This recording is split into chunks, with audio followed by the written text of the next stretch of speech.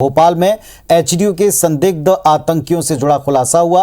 सौरभ राजवैद्य के परिजनों ने अपनी बहू पर आरोप लगाए। सौरभ की पत्नी सुरभि उर्फ राहिला पर गंभीर आरोप लगाए हैं परिजनों ने। सुरभि ने ही सौरभ पर धर्मांतरण का दबाव बनाया। ये परिजन कहते हैं शादी के बाद वायदा पूरा करने का दबाव बनाया। सुरभि से पूछताछ एनआईए करे, एटीएस करे, ये परिजन कह रहे हैं। सौरभ के परिजनों के हाथ बहू सुरभि की एक डायरी भी लगी है। डायरी में बदला लेने जैसी बातें हैं। सौरभ के धर्मांतरण से पहले सुरभि कुछ ताबीज़ लाया करती थी। प्रोफेसर कमाल के संपर्क में पत्नी सुरभि पहले आई। ये सारी बातें सौरभ के परिजन बताते हैं। सौरभ जो खुद धर्म परिवर्तित कर चुका है और अब उसके परिजनों ने अपनी बहू पर गंभीर आरोप लगाए हैं। सौरभ के धर्मांतरण के लिए उसकी पत्नी को जिम्मेदार बताया। वो ताबीज़ ला कर दिया करती थी, इस तरह की जानकारी पुलिस को दी और पत्नी से पूछताछ करने के लिए कहा है। सुरभि उन पर निगरानी रखती है, समय पर ये सपोर्ट करती तो सौरभ आज वहाँ नहीं होता। सुरभि हो चाहे कमाल हो या एक दूसरे से अटैच तो लगती है मुझे। कहने लगी वो तुम्हारे बेटे ने मुझे धोखा दिया। मैंने कहा किस बात का? कहने लगे उन्होंने वादा किया था, वादा नहीं निभाया। प्लानिंग के तहत तो हुई है, ये तो सच है, क्योंकि नेटवर्क भी इसका चल रहा था। जब तक भोपाल में रहा कुछ भी नहीं। इन्होंने कुछ षड्यंत्र रच के उसको हैदराबाद भेजा। वो लाई थी गले में बांधने का वो तावीज़ मावीज़। उसकी डायरी से ही पता चला, जब वो इनने निकाला तो उसकी डायरी मिली तो मैं फेंक। बस ये है कि मैं इस बंदे से बदला लूँगी, ये मैंने उसमें एक लाइन देखी थी। बाद एक कई बड़े खुलासे हो रहे हैं और ताजा खुलासा हुआ है सौरभ की पत्नी से जुड़ा हुआ। जी हाँ, सौरभ राजवैद्य के परिजन ने अपनी बहू पर गंभीर आरोप लगाए हैं। सौरभ की पत्नी सुरभि और राहिला पर यह आरोप लगा है कि सुरभि ने सौरभ पर धर्मांतरण का दबाव बनाया था। ये परिजनों का कहना है। शादी के बाद वादा पूरा करने का दबाव बनाने का आरोप है।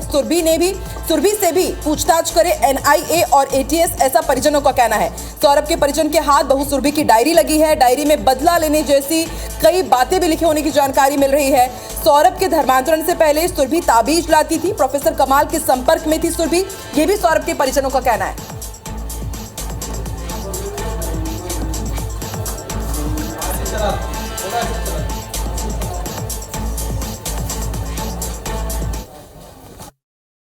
हिज़्ब तहरीर में पकड़े गए संदिग्ध आतंकी सौरभ राजवैद्य उर्फ मोहम्मद सलीम के मामले में एक और चौंकाने वाला यहाँ पर बड़ा खुलासा हुआ है। इस वक्त सौरभ के मम्मी पापा हमारे साथ मौजूद हैं। मुझे इस विषय में नहीं मालूम कि वो कहाँ क्या करती थी, पहले से उनकी लड़ाई हुई है नहीं हुई, लेकिन मुझे ये अच्छी तरह मालूम है कि कमाल जो है पूरी तरह से